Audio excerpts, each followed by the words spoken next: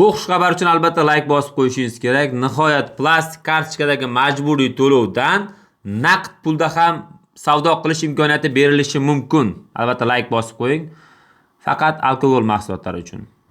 Ya'ni xabarlari bor, bir oylar bo'lib qoldi.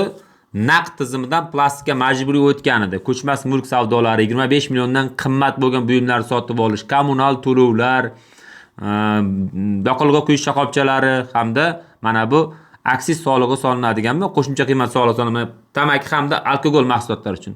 Yaqinda aytishdiki, bizga turistlar kelyapti ekan, turistlar ovqatlanayotgan payt plastik berib, naqd beryaptimi ekan, turistlar qiynalib qolyapti ekan ichishda, shuni xalqi beringlar degan ekan, e'tiroz bildirib, bo'ldi xalqi beramiz deyishibdi. Tepadagi videoda shunday deyishdi.